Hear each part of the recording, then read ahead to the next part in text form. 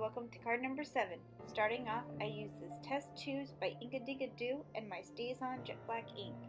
Stamping off on acrylic, I do all the different shapes of the test tubes. Just cut them out all together, and then I'm going to take them and flip them over. Using my glossy accents, I'm just going to fill in some of the test tube with this, and I make sure that I put a pretty good amount and filling in all the gaps.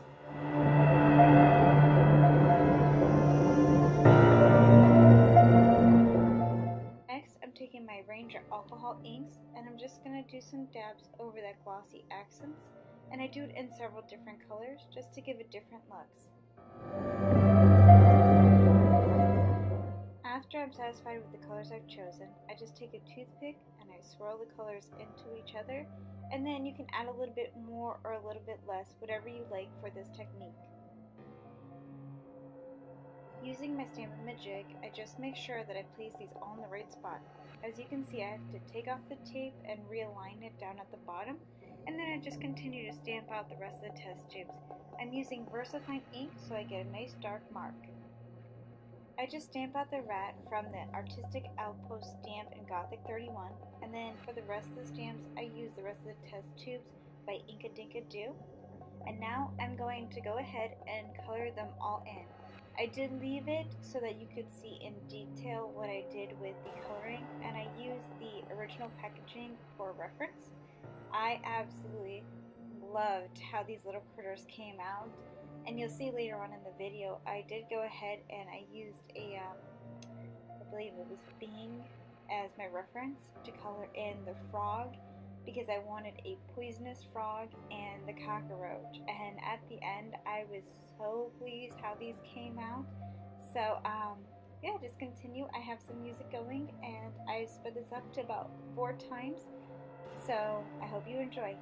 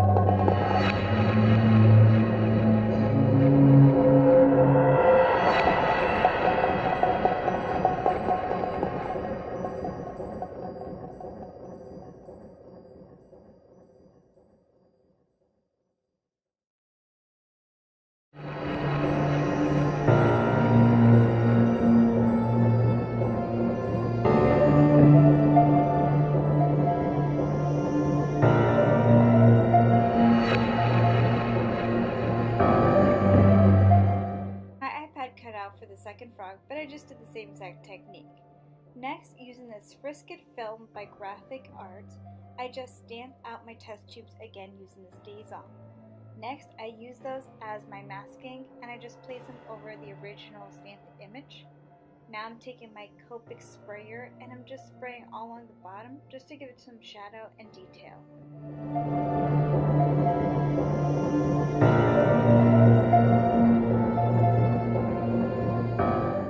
I want to add a little bit more, so I take my Tim Holtz spritzer with some of the vintage photo and I just go along all the edges and inside and just spraying randomly. Now I'm peeling off the masking and as you see, it leaves a nice white inside. Next, using the spiderweb stamp, I just go ahead and do the edges of this card. Now I'm going to take my Tim Holtz Distress ink and I'm just going along all the edges just to give it a little bit more depth. Didn't show it, but I did all my edges in the black set too.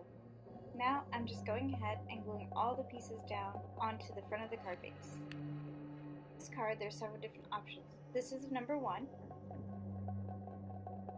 And then this is number 2 option. Taking some American Crafts twine, I just go ahead and I wrap it around doing this 3 times. Now I'm just adhering it to the front of the card base. Using my glossy accents, I just do a little bit on the back and just place it right in where I want it. Make sure you just line it up with the stamped image that's already there. I go ahead and I adhere all the pieces into place. Here's a better look at the poisonous frog. And I just use some foam dots. Here's the rat and the cockroach. And I just place them where I want them. And that's about it. So starting off with the inside of the card, I do the spider web on all 4 corners again, using my VersaFine Onyx Black ink just to ink up those edges to give a nice crisp look. The sentiments, I'm using Scrappy Mom's Haunting We Will Go. Both those come from that same exact stamp set. Now, I'm just putting the inside of the card together.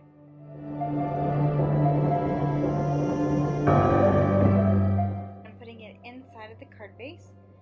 So that is it. I hope you like card number 7. Here it is up close and it shows that they have the glass-like appearance to them. Thanks so much for watching, everyone. I hope you enjoyed. See you in the next card. Bye.